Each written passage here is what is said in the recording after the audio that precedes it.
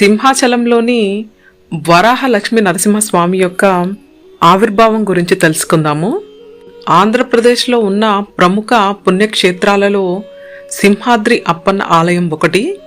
ఈ ఆలయంలోని శాసనాల ప్రకారం స్వామివారు వరాహ లక్ష్మీ నరసింహస్వామిగా దర్శనమిస్తారు.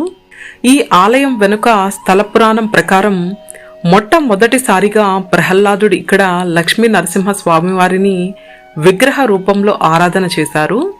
ఆ తర్వాత కాలంలో చంద్రవంశానికి చెందిన పూరూరవుడనే మహారాజు తన యొక్క విమానం మీద వెళ్తుండగా అత్యంత శక్తివంతమైనటువంటి ఈ యొక్క ఆలయం ఆ విమానం ఆకర్షించబడి కిందకు దిగుతుంది. స్వామివారి పుట్టతో కప్పబడినటువంటి వరాహ నరసింహ స్వామివారి విగ్రహం దర్శనమిస్తుంది. అయితే ఈ విగ్రహాన్ని సంవత్సర కాలమంతా చందనంతో కప్పి ఉంచి వైశాఖ శుద్ధ తదియ నాడు అనగా అక్షయ తృతీయ రోజున మాత్రమే చందనం లేకుండా నిజరూప దర్శనం కలిగించే విధంగా ఏర్పాటు చేయమని అశరీర వాణి ఊరూరునికి చెబుతుంది.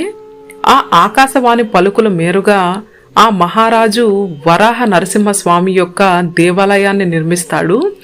ఇప్పటికీ ఆ సాంప్రదాయాన్నే పాటిస్తూ ప్రతి వైశాఖ శుద్ధ తృతీయ నాడు అనగా అక్షయ తదియ రోజు నాడు స్వామివారి చందనమును ఒలిచి నిజరూప దర్శనమును కలిగించి వేడిని తగ్గించడానికి సంవత్సరమంతా చందనంతో కప్పి ఉంచి లింగాకారంగా స్వామివారిని పూజిస్తూ ఉంటారు.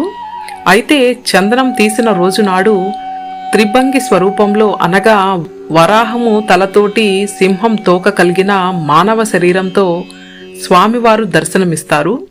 మిగిలిన సంవత్సరం అంతా కూడా చందనంతో కప్పబడి లింగాకృతిలో స్వామివారు నిత్యరూప దర్శనం ఉంటుంది.